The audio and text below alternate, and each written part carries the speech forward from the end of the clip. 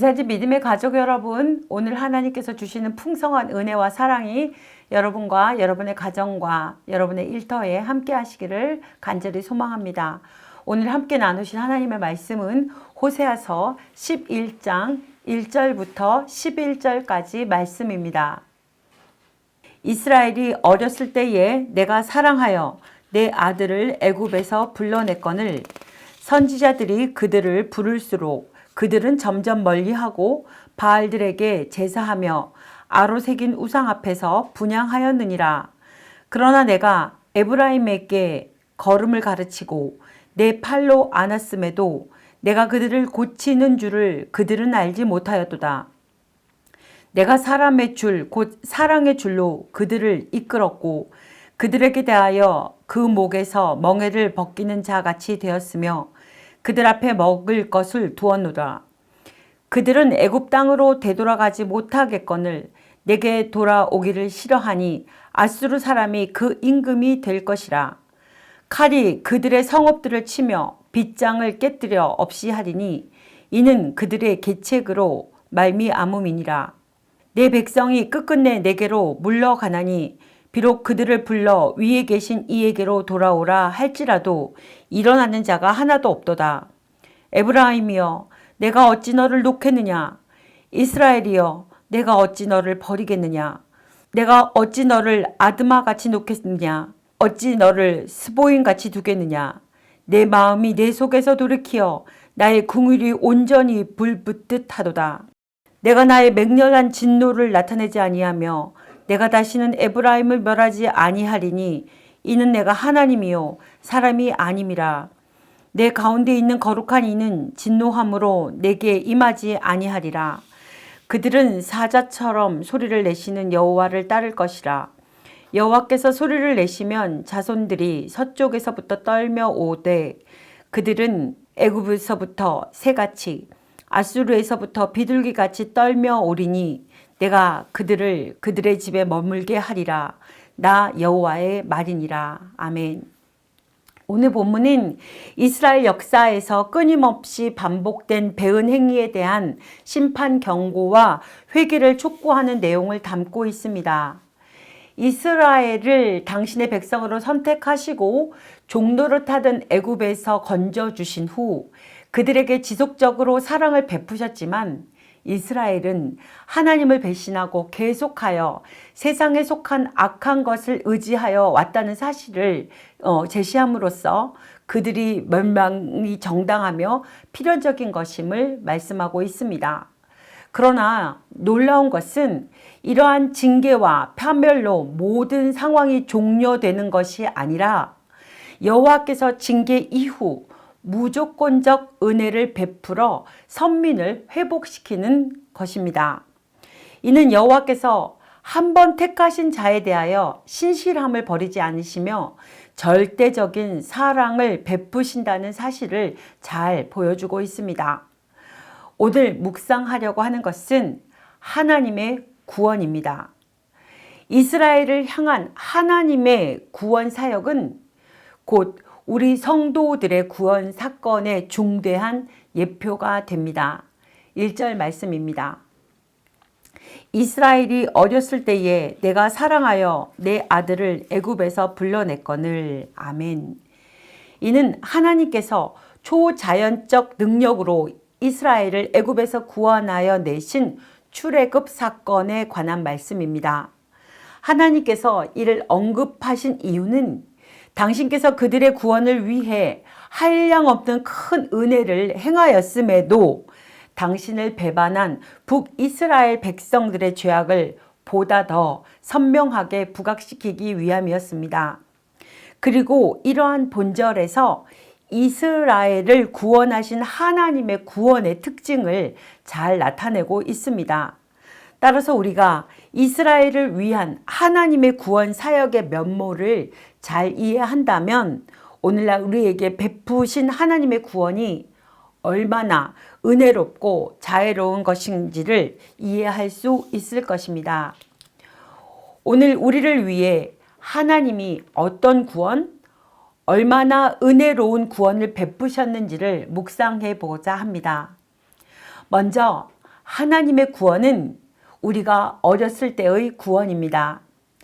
1절에서 대시된 것처럼 하나님은 이스라엘이 어렸을 때 구원하셨습니다. 여기서 어리다는 표현은 스스로 아무것도 할 수 없는 때를 말합니다. 즉 하나님은 이스라엘이 자기를 구원할 아무런 능력이 없을 때 그들을 구원하신 것입니다. 오늘날 우리도 마찬가지입니다. 죄인은 스스로 자기를 구원할 능력이 없는 자로서 한마디로 죄인은 구원에 있어서 전적으로 무능한 자라고 할 수 있습니다. 하나님은 그처럼 우리가 전적으로 무능 가운데 있을 때 우리를 구원하신 것입니다. 다음으로 하나님의 구원은 무조건적인 사랑에 의한 구원입니다. 하나님은 1절 말씀에 내가 사랑하여 이스라엘을 애굽에서 건져내셨다고 말씀하고 있습니다. 여기서 사랑은 무조건적 사랑입니다. 하나님은 이스라엘에 무슨 구원받을 만한 공로나 사랑을 받을 만한 조건이 있어서 그들을 사랑하시고 구원하신 것이 아니었습니다.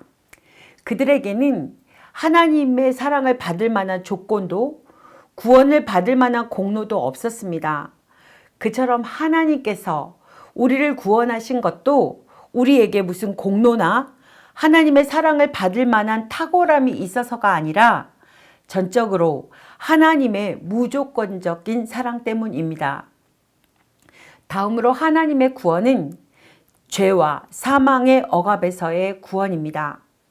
이스라엘 백성들은 애굽에서 노예 생활을 할 때 구원을 받았습니다. 그들은 애굽에 있을 때 비참한 삶을 살았던 노예들이었습니다. 그들은 사는 것이 죽는 것보다 못한 삶을 살았습니다. 하나님께서 우리를 구원하실 때 우리도 죄와 사망의 억압 가운데 있었습니다. 한마디로 구원의 소망이 전혀 없는 상태에서 죄와 죽음의 속박으로부터 구원을 받은 것입니다. 실로 하나님께서는 우리가 범죄하여 죄의 권세, 사망의 권세 아래 억압받으며 탄식하고 있을 때 독생 성자 예수 그리스도를 보내셔서 죄의 결박을 끊으시고 사망의 자리에서 건져 생명의 자리, 영생의 자리로 옮겨주셨습니다. 마지막으로 하나님의 구원은 영광을 위한 구원입니다. 하나님은 이스라엘에 대하여 내 아들이라고 말씀하셨습니다. 하나님은 모세를 애굽에 보낼 때 바로를 향해 이스라엘은 내 아들, 내 장자라고 말하였습니다. 하나님의 아들이란 지극히 영광스러운 칭호입니다. 이는 이스라엘이 열방 중에서 얼마나 영광스러운 존재가 될 것인지 잘 보여줍니다. 마찬가지로 성도인 우리들은 하나님의 아들로서 지극히 영광스러운 존재입니다. 하나님은 예수 그리스도의 언약의 피를 통해 우리를 당신의 아들로 삼으셨습니다. 그리하여 우리는 그리스도와 함께 천국에 들어가 왕노릇하며 영원한 영광을 누리게 될 것입니다. 새벽을 깨우는 믿음의 식구 여러분, 우리를 위한 하나님의 구원이 무엇인지 아시겠습니까? 우리가 받은 구원은 본래 우리가 기대할 수 없는 은혜로운 구원이며 상상을 초월하는 참으로 놀라운 구원입니다. 그리고 하나님께서는 실로 당신의 백성을 사랑하십니다. 그렇기에 그들을 택하셨고 구원하셨고 돌보시고 인도하는 것입니다. 사랑이 다 그러하듯 하나님께서도 당신의 사랑이 그 백성에게서 외면당하시는 것을 원치 않으십니다. 하나님께서는 이스라엘의 사랑을 베푸신 그것을 이스라엘이 알기를 원하고 계셨으며 그들 역시 하나님을 사랑하기를 바라셨습니다. 그러나 여러분, 이스라엘은 하나님의 한결같은 사랑에도 너무나 빈번히 그 사랑을 배신하였고 너무나 오랫동안 그 사랑을 외면하고 멸시하며 살았습니다. 심지어 하나님이 그토록 혐오하는 우상을 섬기며 온갖 범죄를 자행하기까지 하였습니다. 그러나 우리가 알듯 하나님께서는 그럼에도 불구하고 그들을 사랑하셨습니다.